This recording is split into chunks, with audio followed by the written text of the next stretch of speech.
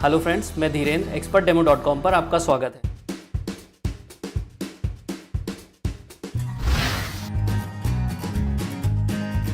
जैसा कि आप देख ही रहे हैं कि आज जो प्रोडक्ट हम आपके लिए डिमॉन्स्ट्रेट करने वाले हैं वो एक मिनी सिलाई मशीन है। इसको हम एक पोर्टेबल सिलाई मशीन भी बोलते हैं। तो सबसे पहले ये देखते हैं कि बॉक्स जैसे ही हम खोलेंगे तो हमें क्या क्या चीज़ें उसमें मिलने वाली हैं जिससे कि हम उस प्रोडक्ट को यूज़ करना शुरू कर सकते हैं। तो उन चीज़ों में अगर देखें तो 5 से 6 चीज़ें इस बॉक्स के अंदर हमें आती हैं। जैसे कि सबसे पहले तो इस तरह की एक मशीन आएगी जिसमें पहले से ही थ्रेड लगी होगी, सुई लगी होगी और रेडी होगी यूज़ करने के लिए।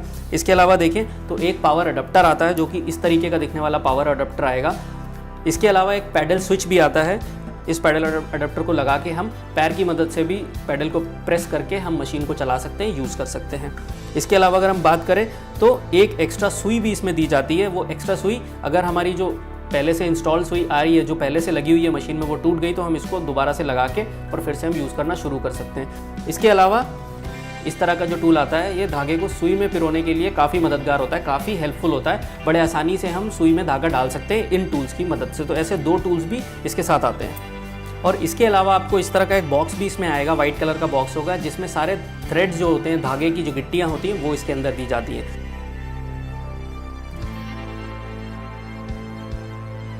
तो फ्रेंड्स, अब बात करते हैं कि इस मशीन के जो अलग अलग पार्ट्स हैं वो कौन से पार्ट्स हैं और उनसे क्या होता है। जैसे सबसे पहले हम बात करें तो यहाँ पे अगर आप देख पा रहे होंगे तो 2 सॉकेट्स दिए गए हैं जिसमें कि एक फुट पैडल का सॉकेट है और दूसरा जो है वो पावर केबल का सॉकेट है। तो यहाँ पे हमको पावर केबल लगानी है और फुट पैडल लगाना है और हम अपनी मशीन को यूज़ करना शुरू कर सकते हैं। इसके बाद अगर हम बात करें तो इसमें 3 स्विचेस भी दिए जाते हैं। पहला जो स्विच है उससे हम स्पीड को कंट्रोल कर सकते हैं। अगर हमें तेज़ चलाना है मशीन को या हमें थोड़ा धीरे चलाना है तो 2 स्पीड कंट्रोल दिए जाते हैं। इस स्विच की मदद से हम वो कर सकते हैं। इसके अलावा जो सेकंड स्विच है, जो बीच का स्विच है, उसकी मदद से हम इसको ऑन ऑफ कर सकते हैं, मशीन को चलाना शुरू कर सकते हैं। ऑन कर दिया फिर ऑफ़ कर दिया, इस तरीके से हम इसको यूज़ कर सकते हैं। इसके अलावा अगले पोर्शन की बात करें, अगले पार्ट की बात करें तो ये मेन डायल दिया गया है, इसमें मेन व्हील जिसको हम बोलते हैं। और ये मेन व्हील की खास बात यह है कि जब भी हम धागा डाल रहे हैं, इसमें सुई में धागा डाल रहे हैं या फिर हम मशीन में पूरा थ्रेडिंग कर रहे हैं या धागा अच्छे से डाल रहे हैं, तो ये डायल को हमें हमेशा अपनी डायरेक्शन में घुमाना है, आगे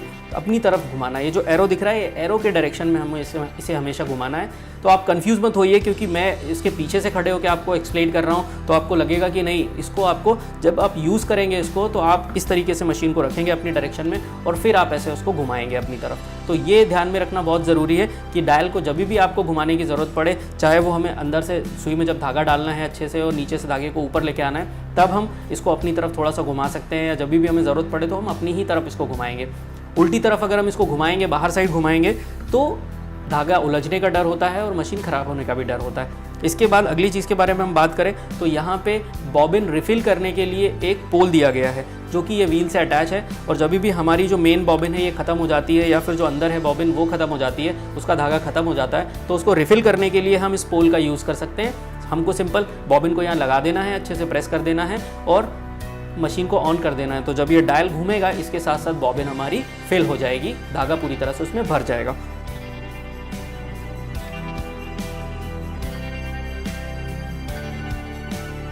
इसके बाद अगर हम बात करें तो सबसे इम्पॉर्टेंट पोर्शन आ जाता है कि मशीन में हमको पूरी तरह से धागा कैसे लगाना है, थ्रेड कैसे लगानी है मशीन में।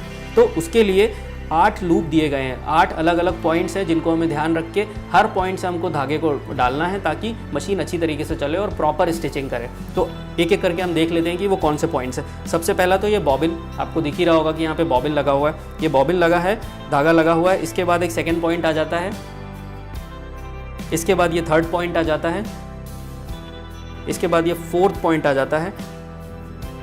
फिर जो फिफ्थ पॉइंट है वो थोड़ा सा देखने वाला है कि ये जो है ऊपर, यहाँ से आपको धागे को क्रॉस करना है। इसके बाद धागा सीधे नीचे जाएगा, यहाँ से आपको निकालना है। इसके बाद फिर नीचे जाएगा, यहाँ से आपको निकालना है और फिर जाकर के सुई में धागा पिरोया जाएगा। तो इस तरीके से ये 8 जो पॉइंट है, ये 8 पॉइंट में आपको ध्यान रखते हुए धागे को पिरोना है ताकि मशीन अच्छे से चले।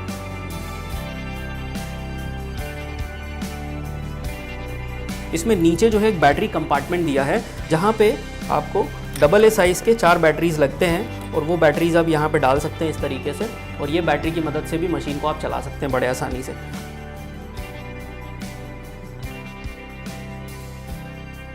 तो फ्रेंड्स आइए अब देखते हैं इस मशीन को यूज़ करके, एक लाइव डेमो करके देखते हैं कि कितने अच्छे तरीके से ये मशीन स्टिच कर पाती है, सिलाई कर पाती है और इसकी जो सिलाई है वो कितनी परफेक्ट है।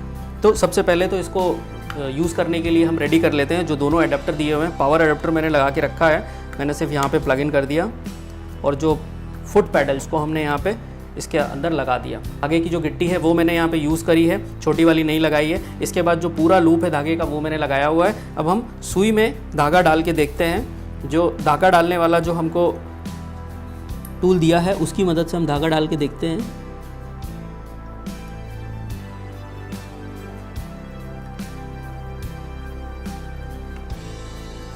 कितना आसानी से सुई में धागा डाल दिया और अब हम इसको स्टिचिंग के लिए, हमारी जो मशीन है वो तैयार हो चुकी है और हम जो भी कपड़ा हम स्टिच करना चाहते हैं वो कपड़ा हम जाके अब स्टिच कर सकते हैं। कपड़े को नीचे रखा और उसके बाद जो लीवर है इसका, जो फुट पैडल का लीवर है उसको हमें नीचे करना है ताकि इस तरीके से फिक्स हो जाए। यहाँ पे फैब्रिक हमारा जो है, क्लॉथ हमारा जो है वो फिक्स हो जाए।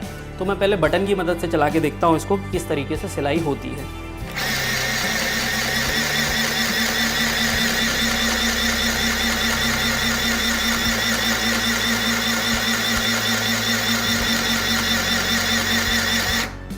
इस तरीके से अगर आप देख पा रहे होंगे तो बटन की मदद से हमने स्टिच करी और प्रॉपर स्टिच इसमें हो गई है कपड़े में, बहुत ही अच्छी तरीके से हो गई। दोनों तरफ हम देखें तो पीछे के साइड पे भी बहुत अच्छी स्टिचिंग हुई है, कहीं से भी ऐसा खिंचाव नहीं लग रहा है, बहुत ही परफेक्ट स्टिचिंग हो रही है। तो अभी मैंने बटन की द्वारा इसको यूज़ करके देखा। अब अगर फुट पैडल के द्वारा हमको यूज़ करना है तो हम वो भी देख सकते हैं। जस्ट हमने इसको लीवर को फिर से उठाया ताकि हम अपने कपड़े को फिर से व्यवस्थित कर पाएँ स्टिचिंग के लिए। इस तरीके से हमने कपड़े को रखा और फिर लीवर को मैंने दबा दिया है। अब हम तैयार हैं फुट पैडल की मदद से हम स्टिचिंग करने के लिए। तो अब हम फुट पैडल की मदद से स्टिचिंग करके देखते हैं।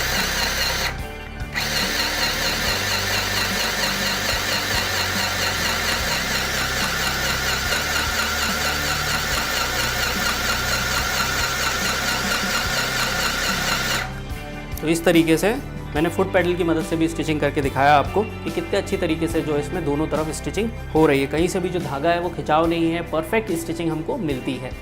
तो फ्रेंड्स अब हमने एक दूसरा काफ़ी थिक कपड़ा यूज़ कर लिया है और ये थिक कपड़े में हम देखते हैं कि सिलाई उतनी अच्छी तरीके से होती है जितनी हमने जो हमने वाइट कलर का फैब्रिक यूज़ किया था, कपड़ा यूज़ किया था उसमें हुई थी। तो ये दूसरे कपड़े में भी हम ट्राई करके देखते हैं। एंड अभी कपड़ा डार्क है तो हम लाइट का भी यूज़ कर सकते हैं। तो मैं लाइट भी जला देता हूँ यहाँ पर।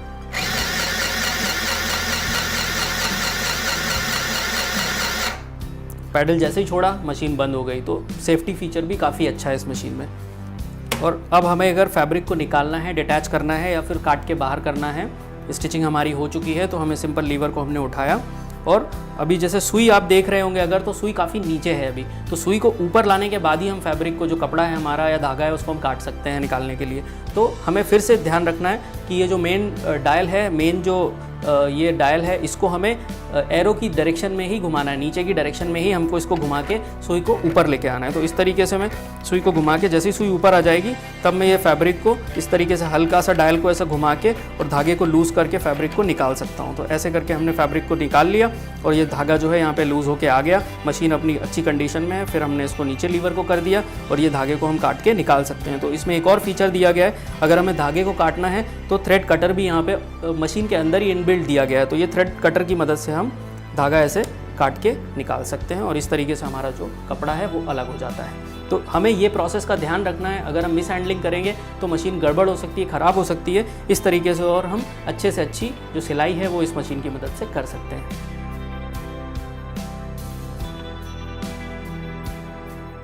अब हम देखेंगे कि मशीन में कई बार धागा अंदर फंस जाता है, बॉबिन में फंस जाता है और उसका जो गियर होता है उसमें धागा फंस जाता है, तो उसे क्लीन करना बहुत ही मुश्किल हो जाता है।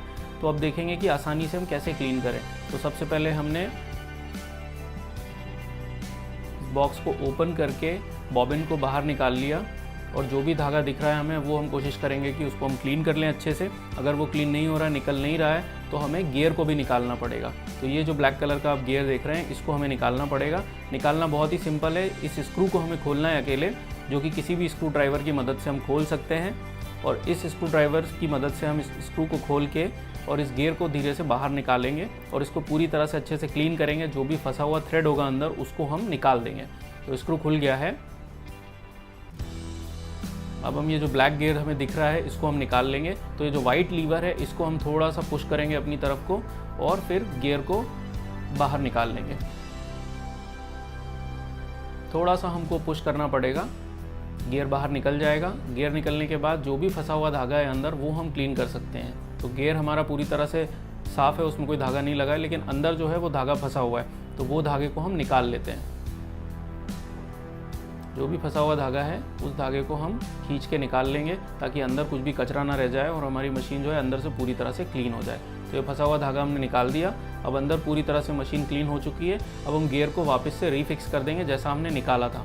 अब हमें ध्यान रखना है कि गियर में ये पोर्शन को हमें सामने की तरफ रखना है और दूसरे पोर्शन को अंदर साइड रखना है हमें। तो इस तरीके से हमने उसको फिक्स किया। जो उभरा हुआ पोर्शन है उसे हमने सामने रखा और लीवर के नीचे प्रेस किया, तो अच्छे से गियर अपनी जगह पे फिक्स हो गया है। फिर हमें हिला के थोड़ा सा गियर को देखना है कि गियर अच्छे से फिक्स हुआ है कि नहीं। अगर मूवमेंट है तो गियर फिक्स हो चुका है। फिर हमें ये वाइट लीवर को वापस से स्क्रू से अच्छी तरीके से टाइट कर देना है। तो हम स्क्रू से इसको टाइट कर देंगे ताकि ये फिक्स हो जाए वापस जैसे पहले था। और इसके बाद हम बॉबिन को अंदर रख देंगे। जो थ्रेड उसमें लगी हुई है उसको हम प्रॉपर तरीके से फिक्स करके बाहर लेके आ जाएंगे। बॉबिन को हमने लगा दिया और उसके कवर को भी हमने पैक कर दिया।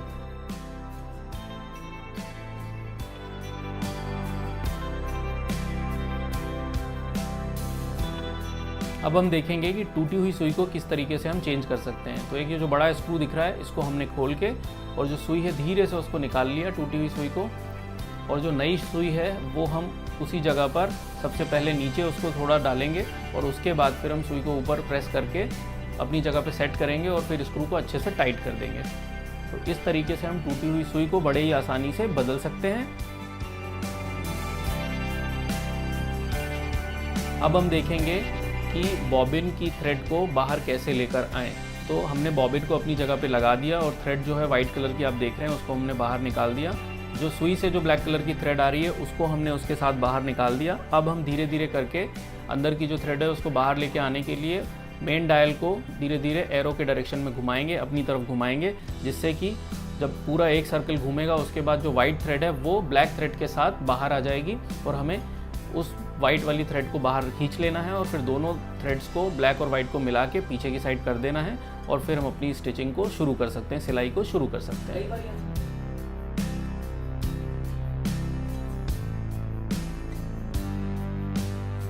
कई बार हमने ये नोटिस किया है कि सिलाई हो तो रही है लेकिन सिलाई प्रॉपर नहीं हो रही है, अच्छी तरीके से नहीं हो रही है। धागा या तो ऊपर या तो नीचे कभी ढीला हो जाता है। तो ऐसी सिचुएशन में इधर पे एक टेंशन कंट्रोल नॉब दिया गया है। इस टेंशन कंट्रोल की मदद से आप अगर अच्छी तरीके से सिलाई नहीं आ रही है तो वो आप इससे कंट्रोल कर सकते हैं। जैसा कि हम इस पिक्चर में देख रहे हैं कि अगर धागा नीचे वाला धागा लूज़ है तो हमें जो नॉब है उसको एंटी क्लॉकवाइज घुमाना है, घड़ी की उल्टी दिशा में घुमाना है। और अगर ऊपर वाला धागा लूज़ है तो हमें नॉब को क्लॉकवाइज यानी कि घड़ी की दिशा में हमको घुमाना है, जिससे कि हमारी जो स्टिचिंग है वो परफेक्ट हो जाएगी। ना तो ऊपर का धागा लूज़ होगा ना नीचे का धागा लूज़ होगा और स्टिच जो होगी वो बिल्कुल परफेक्ट मिलेगी।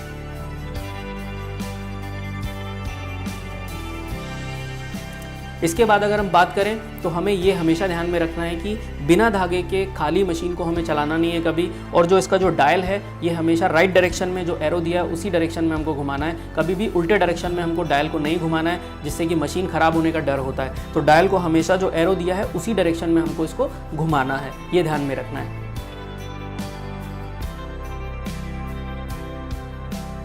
और जो आखिरी जो 6 पॉइंट है वो ये है कि अगर आप बैटरी से मशीन को चला रहे हैं तो आप चेक कर लीजिए कि बैटरी आपकी फुल्ली चार्ज है या नई बैटरी आपने डाली है। और अगर फिर भी नहीं चल रही है या रुक रही है मशीन तो नीचे जो स्प्रिंग दी हुई है बैटरी कंपार्टमेंट में उनको आप थोड़ा सा हिला के थोड़ा सा टच करके और फिर पुश करके आप उसको देख लीजिए, वो एक बार अच्छे से फिक्स हो जाएगी। और ढीली होती है कभी कभी तो इस तरीके की प्रॉब्लम आती है, तो वो एक बार अच्छे से स्प्रिंग को फिक्स कर दिया आपने, बैटरी को दोबारा लगाई और फिर यूज़ करेंगे तो प्रॉब्लम बिल्कुल नहीं आएगी। तो अगर हम इन 6 बातों का ध्यान रखेंगे तो हम अपनी मशीन को लंबे समय तक और अच्छी तरीके से यूज़ कर पाएंगे।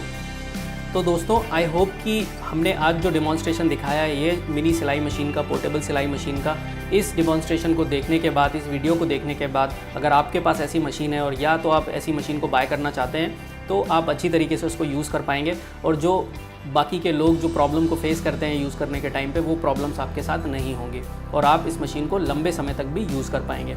अभी के लिए इस प्रोडक्ट डेमोन्स्ट्रेशन में इतना ही। आगे फिर इसी तरह के किसी प्रोडक्ट के साथ हम आएंगे। Thank you so much.